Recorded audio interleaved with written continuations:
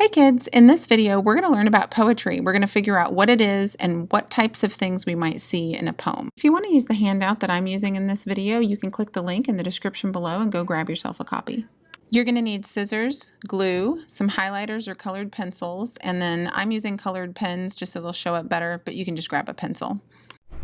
All right, we are ready to start learning about what is poetry. If you just cut out around the two large boxes that are on your paper, then we can get started. Go ahead and pause the video and cut those out.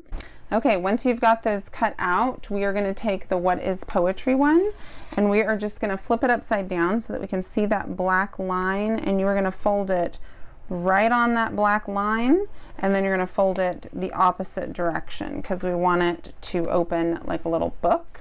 And then you're going to do the same thing with the definitions one. I always fold it back so I can see the black line and see where I'm folding it, and then I flip it forward and fold it the other way. Okay, and then what we're going to do first is we are going to glue down just the back of this flap. So go ahead and get some glue on this, and you really want to get it on there so that you're going to have it stuck down really well. And I'm going to line it up with the line at the top of my paper just so that it'll make it a little easier. And that is going to be glued down, and then this is going to open like a little book. Okay, so if you need to pause the video and do that, go ahead. The next thing we're going to do is we're going to glue this one down, and we're going to slide it underneath. So we want it to fit like this. This part is going to be glued down, this is going to open, and this is going to open. So I'm just going to fold this back, and then I'm going to get glue on this section, and I may have to push that up a little bit. So glue right there, and then I'm just going to line it up, and before I push it down I'm going to shut this and kind of make sure it lines up. It doesn't have to be perfect, but I kind of want it to be lined up. And I'm going to push it down and really make sure that glue sticks. And then if you notice that anything isn't sticking and it's like really peeling up and you didn't get it, you might want to just lift the corner and put a little bit more glue under there. Okay, so now we are going to do each one of these. I think it's always easier to glue and then cut the slits. So that's what we're going to do next. So I'm just going to come just like this and cut right on the dotted line right there, and I'm going to stop when I get to the part that I've glued. Go ahead and get all these other slits cut, and you can pause the video if you need to catch up. And then once you finish cutting those, you're going to fold that open. You can turn it if you need to, and you're going to cut the rest of these slits.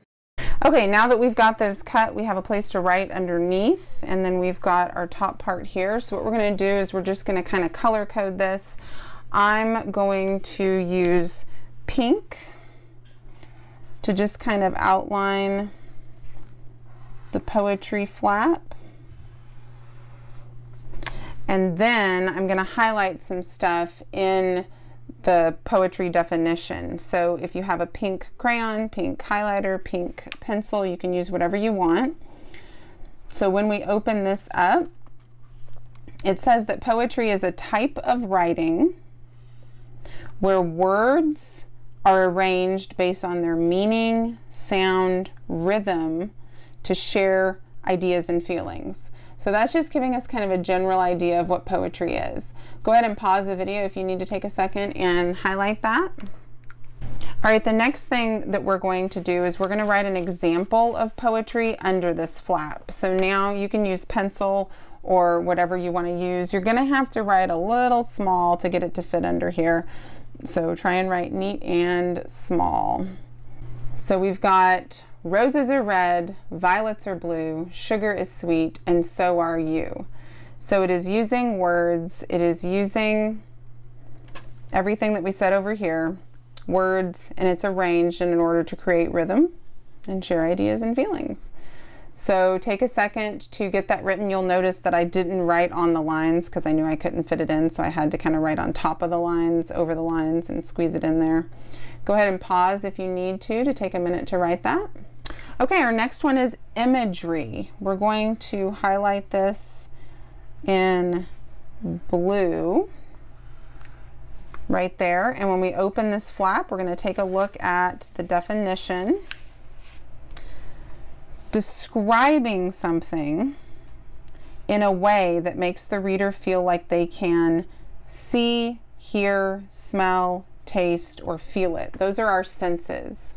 So we want to use our words to make an image or a picture in the reader's mind. It's a picture that we can kind of experience, like we can see it and hear it and smell it and taste it and feel it, because it's giving us such good words that it makes this big mental picture in our head.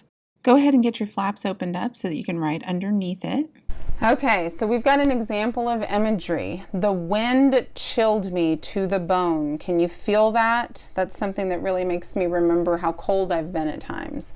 And my teeth chattered as my breath swirled in the air. I can totally imagine this. And when we're talking about imagery, we're talking about imagining it and using our senses. I can imagine how cold it would be that would make my teeth chatter. I can hear that sound. I can see my breath swirling in the air when my hot breath is coming out and it's cold outside. So this is using our senses to create a picture in the reader's mind. That's imagery. Pause the video if you need to finish writing that. Okay, we're going to take a look at sound devices next. I'm just going to do this in orange.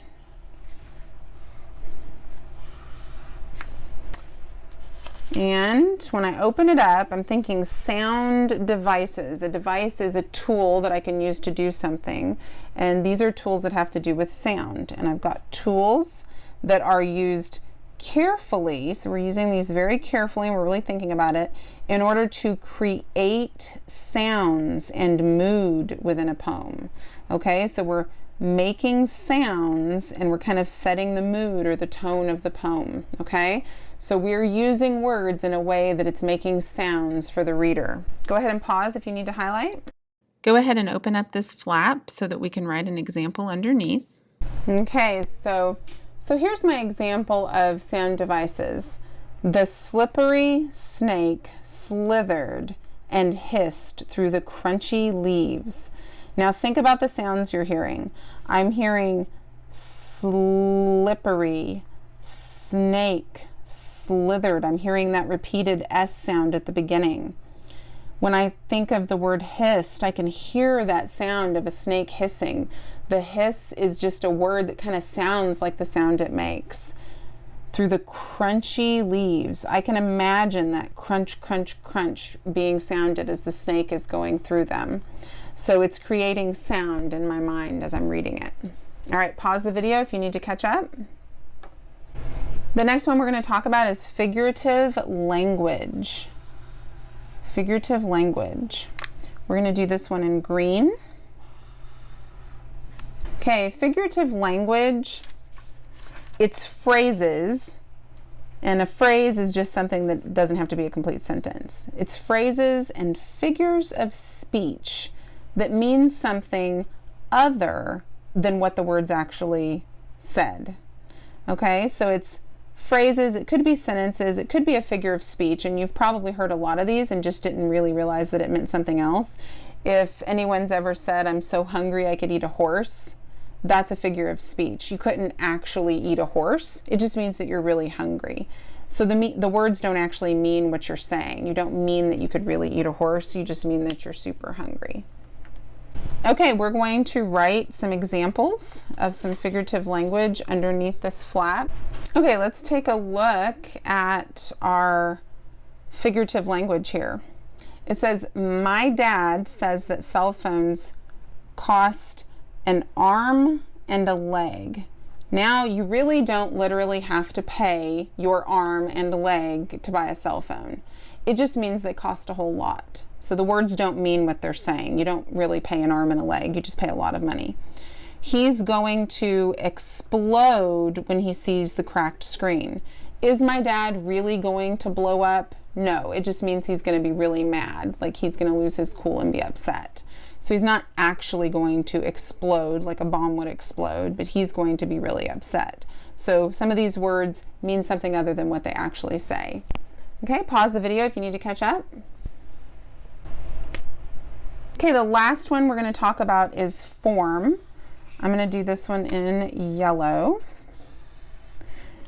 When we talk about form, we're talking about the style of a poem and the way in which it's written. Okay, so poetry can be really different. It can be written in a lot of different ways. Okay, It can create sound, it can tell a story, it can have rhythm, and we'll learn more about that coming up, and it can make you laugh. Okay, poems can be sad, happy, they can be all different kinds of feelings, and they can be written in different ways. So that's all it means when you're talking about the form of poetry. Okay, go ahead and get that highlighted. Okay, and then we're just going to write an example under this of one form of poetry. It's not going to cover all the different forms, but we'll have a lesson on that coming up. Okay, so here is our example.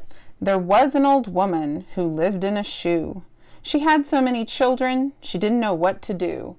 So this is kind of a form of poetry that it has rhyme, it has rhythm, and it's kind of silly. So if it continues on, it would probably make you laugh because it's kind of funny to think about a woman with a bunch of children living in a shoe. So this type of poetry is just kind of a comical, rhythmic, rhyming poetry. And we're going to learn more about all of these things in upcoming lessons. So if you enjoyed this, you can check the description below for links to my other videos, and you can get all of these foldables in the link below as well. So go and check those out. Thanks so much for watching. I hope you learned something.